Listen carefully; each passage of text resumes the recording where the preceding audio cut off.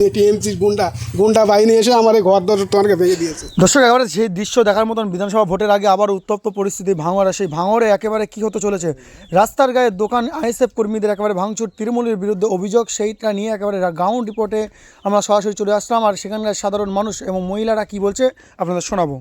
বিষয়টা হচ্ছে, আমি উত্তর রাজাপুর গ্রামের একটা গরিব মানুষ। উত্তর রাজাপুর গ্রামের গরিব গ্রামে আমি একটা গরিব মানুষ। আমি খেটে কেমে খাই। আমার এই ভিটে বাড়ি আছে 21 দাগে, উত্তর রাজাপুর 21 দাগে।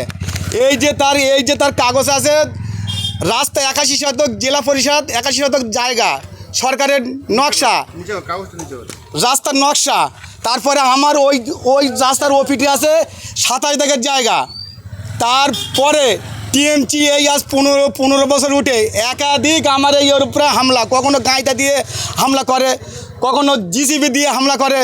মানে আমরা বিচার চাইতে যাই, বলে তোরা তো আগে সিপিএম ছিল, আমার বাপসারা সিপিএম করতো, বলে তোরা তো সিপিএমের লোক, তো তোদের কোনো বিচার নেই, হাঁট এখান থেকে, দূর করে আমাদের তাড়িয়ে দেয়। তারপরে যখন আইএসএফ একটু এলো, বলে তোরা, আমরা তখন আইএসএফ তখন করি নি, তখন নতুন দল এখনও বলছে তোরা আইএসএফ করি, তখন হাঁট দূরে যা। সেটা বলতো রিঙ্কু, ওর ভালো নাম হচ্ছে মাহফিজুল তোমার মোল্লা, না রিঙ্কু মাহফিজুল তোমার মোল্লা। এবারে কি যে এবারে এমন একদিন আমি বিচার চাইতে যাই, আমার পুরো কুকুরের ন্যায় করে আমার তাড়িয়ে দেয়, আমাদের কোনো বিচার করে না।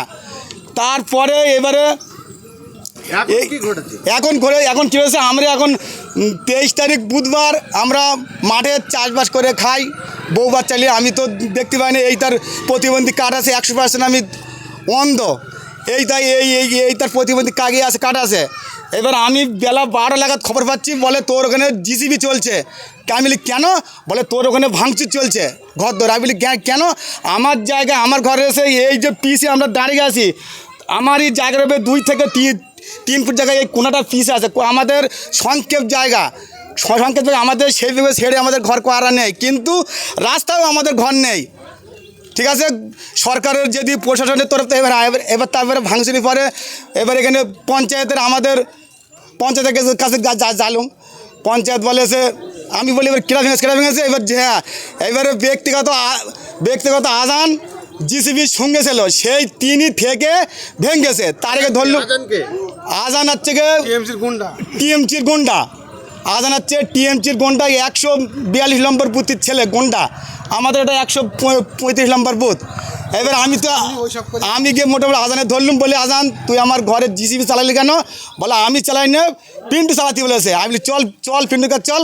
পিন্টুর কাছে ধরে নিয়ে গেছি, ধরে নিয়ে আমি এখানে ধরে নিয়ে বলি তুই এখানে কী ক্ষতি করেছিস বল। বলে ক্ষতিপূরণ দেবো আজ বুধবার, আজকে শুক্রবার। থানায় যাচ্ছি, থানার এবারে থানার পুলিশ বলছে যে তোমাদের কথা তো কথা না, এনে তোমার মোটামুটি এগেনস্টে মোটামুটি যারা বলছে তাদেরকে সত্য না, তোমাকে সত্য। আমি বলি সেটা আল্লাহ পাক জানে, কিন্তু আমি যেটা বলছি আমারটা সত্য।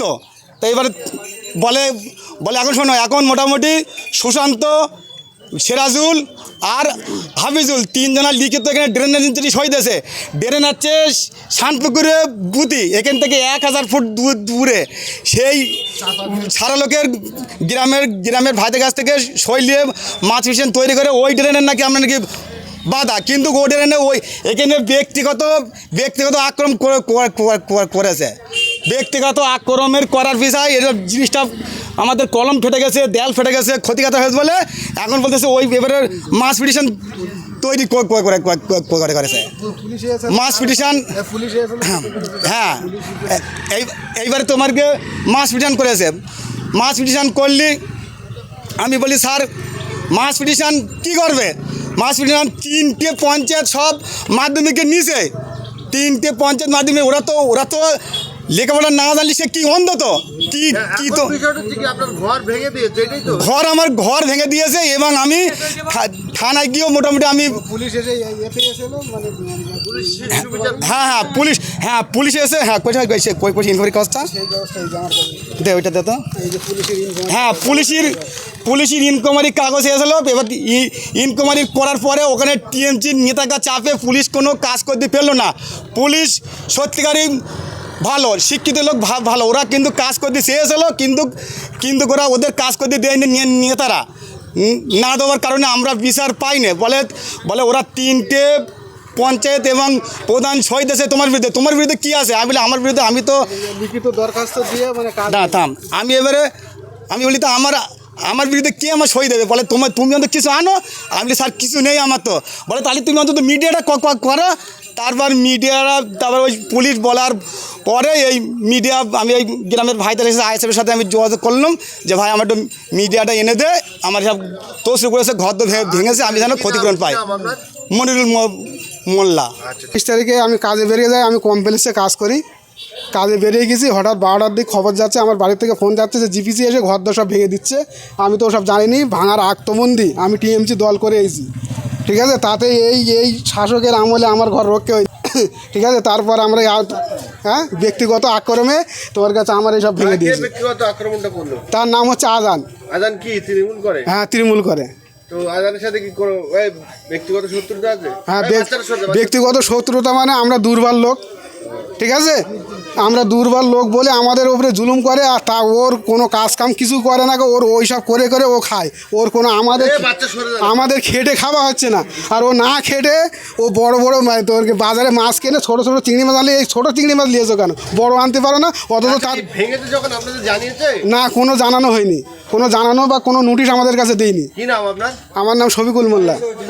আরে হ্যাঁ, পিন্টু আমাদের কালকে থানায় পাঠিয়েছিল। শুনুন স্যার, এটা বলছি, পিন্টু আমার কালকে থানায় পাঠিয়েছে, বলে তুই যা, ঠিক আছে, আমি তোর সাথে আসি। ওরা একসময় আমার বন্ধুগুলো তাড়া দিয়েছিল, ঠিক আছে, তুই যা। ওখানে আমরা গেছি, ও আমার পাঠিয়েছে, গিয়ে এবারে ওখানে স্যার ফোন করলো ওর কাছে, বলে স্যার যে দুজনা গেছে ওরা হচ্ছে 1 নম্বর শয়তান, মানে ও আমাদের পাঠিয়েছে, ও আবার তোমার কাছে বলছে।